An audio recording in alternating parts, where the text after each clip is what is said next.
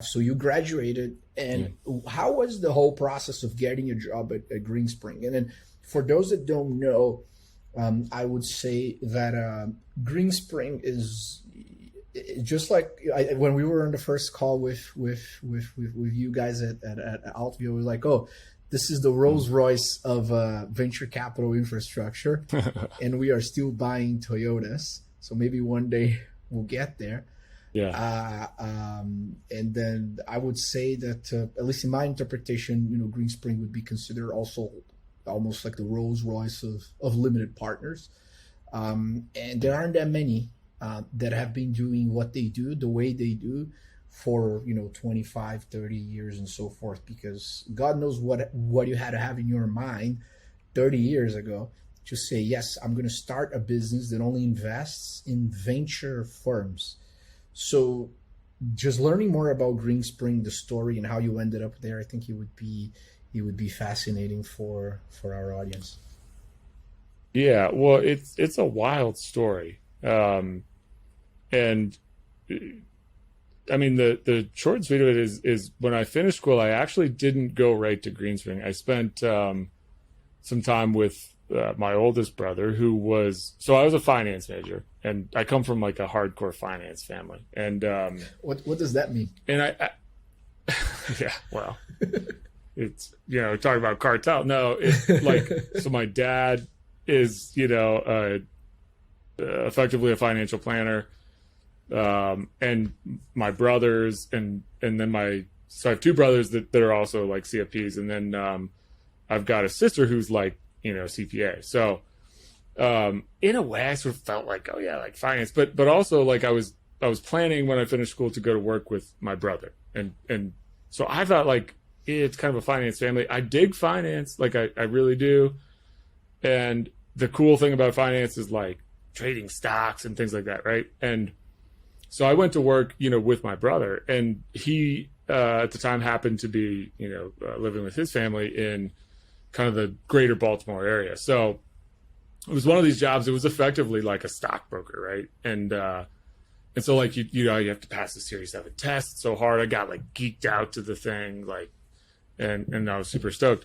But ultimately I realized like pretty quickly it was a like a commission draw type thing, right? So like you had to sort of sell all these like investments, and then we went like first 6 months without being paid or something like that, right? And I'm like right out of college.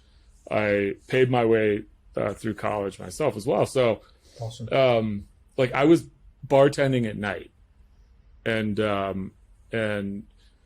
like maybe, well, I guess it was like weekends, 2 weekends or 1 day per weekend, right? And so I was also at that time like being like, this isn't finance, like this is sales, like like everything about like valuation and like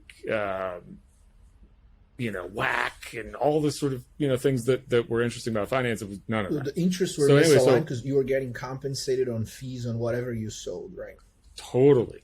Yeah, it's really a sales job, right? So like and there's all sorts of regulation and all that stuff, but I didn't feel like at the end of the day your job was like to sell something to somebody. And frankly, at times you're sort of like, I don't know if this is the thing, but like I also kind of need to get paid here. So so I was really bartending on weekends to just to sort of have some money, and waiting this out. But I was also very conflicted because it was like, I don't know if this is for me, but also it felt like the name of that game is to like build a sort of clientele, right? And then you're kind of stuck with the clientele, and there was always this conscious thought of like, I want to live in Colorado. I feel like I must raise my children in Colorado, or I'll be sort of met with some terrible fate. So anyways, one night while I was bartending, and it was like a California pizza kitchen that had just opened, so it wasn't like a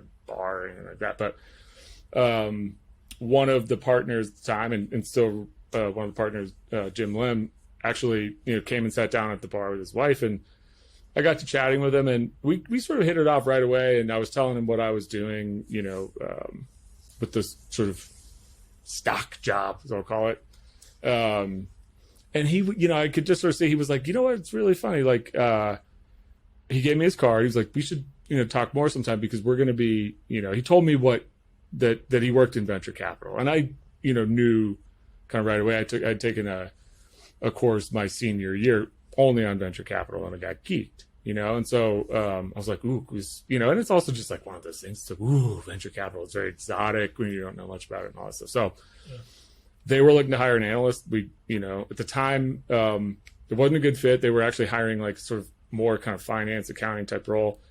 But it came back around, and Jim had reached out like 6 months after that, and said like, hey, we're gonna actually go through a process and hire an analyst. And so went through it, got the job. Felt like I was totally out of my league, and it triggered something for me that remains still today, which was like, you really can do. People are capable of amazing things, and especially when they're like motivated by being sort of an underdog, like that was a little bit how I felt. I hadn't gone through the sort of, education path that a lot of, my peers had and stuff like that. And so it just motivated me. But it was super cool. I think it was 2006 at the time. And if I remember correctly, when I went to work there, we had just closed we were in the process of raising our fund 3.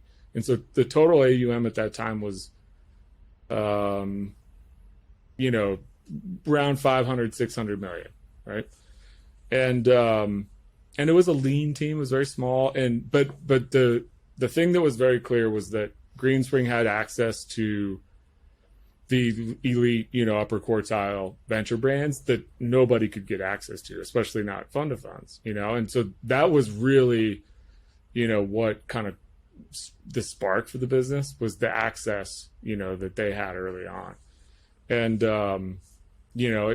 it was just effectively a wildfire because there was so much demand for, access to those brands that, we went on, I was there like 4 or 5 years.